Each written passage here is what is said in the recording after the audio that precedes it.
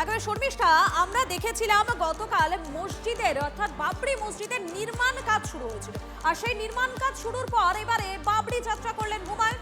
আর সেই মিছিলের পর নিজের খুনের আশঙ্কা প্রকাশ করে পুলিশ সুপারের বিরুদ্ধে বিস্ফোরক অভিযোগ তুললেন জেইউপি চেয়ারম্যান। আর এদিকে হুমায়ুনের এই যে বাবরি মসজিদ নির্মাণ, সেই নির্মাণের সমর্থন তৃণমূল বিধায়ক নিয়ামত শেখের। মুসলমান ভোট কি মমতা ব্যানার্জির বাবার সম্পত্তি যে মুসলমানদের ভোট তাকে দিতেই হবে?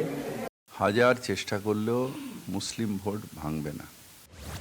বাবরির আদলে মসজিদ নির্মাণের কাজ শুরু হয়ে গেছে। এবার বাবরি যাত্রা সারলেন হুমায়ুন, কখনো হেঁটে, কখনো বাইকে, কখনো গাড়িতে।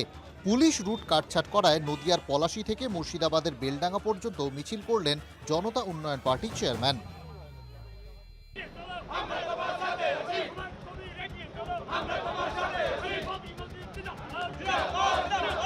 ওদেরই ওখান থেকে একজন বলছিলেন অ্যাকচুয়ালি ওনার সুগার বা এই মেদজনিত প্রবলেমের জন্য ডক্টর বলেছেন একটু মুভমেন্ট করতে, একটু হাঁটাহাঁটি নড়া।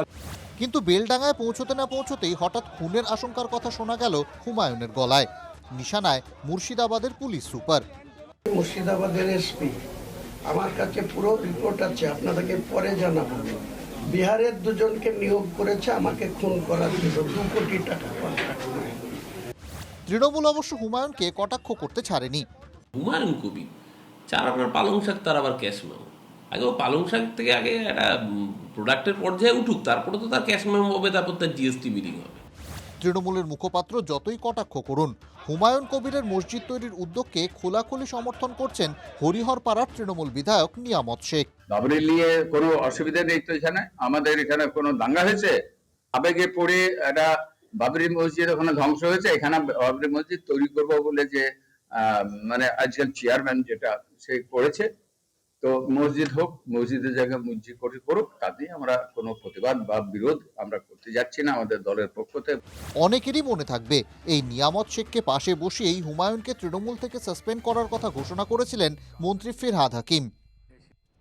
হুমায়ুনের সাসপেনশনের ঘোষণার সময় বেলডাঙ্গায় বাবরির আদলে মসজিদ করার উদ্দেশ্য নিয়েও প্রশ্ন তুলেছিলেন ফিরহাদ। কেন বেলডাঙ্গায় বাবরি মসজিদ হবে? কারণ বেলডাঙ্গা কিছুদিন আগে কমিউনাল সেন্সিটিভ জায়গা ছিল এবং সেইখানে করলে রায়েট লাগাতে সুবিধা। অথচ এই নিয়ামত শেখই বাবরির আদলে মসজিদের প্রশ্নে জনতা উন্নয়ন পার্টির চেয়ারম্যানের পাশে দাঁড়িয়েছেন। নিয়ামত শেখ একটা স্বচ্ছা মুসলমান, হাজি সাহেব মানুষ, কবে ইন্তেকাল হবে দেখে যাক, বাবরি মসজিদটাকে কাছ থেকে দেখে যাক। মসজিদে কোনো আপত্তি নেই, কিন্তু মসজিদ হচ্ছে সমর্পণ করতে হয়। আমরা যারা ধর্মী মানুষ তারা সমর্পণ করে, সেটা থেকে রাজনৈতিক উদ্দেশ্য থাকলে মসজিদ তৈরি করা হয় না ইসলাম ধর্মে। 2021-এর বিধানসভা নির্বাচনে বাংলার সর্বাধিক সংখ্যালঘু প্রভাবিত জেলা মুর্শিদাবাদে ব্যাপক সাফল্য পেয়েছিল তৃণমূল। 2টি আসনে ফুটেছিল পদ্ম, শূন্য হয়ে গিয়েছিল বাম কংগ্রেস। তবে এবার পরিস্থিতি অনেকটাই আলাদা। বাম ও কংগ্রেস আলাদা লড়ছে। হুমায়ুন নিজের পার্টি খুলে নেমে গেছেন ময়দানে। সবার নজরে মুসলিম ভোট। সেই ভোট কার দিকে যাবে, সবার কৌতূহল তা নিয়েই। কৌশিক ঘোষের রিপোর্ট, TV9 বাংলা।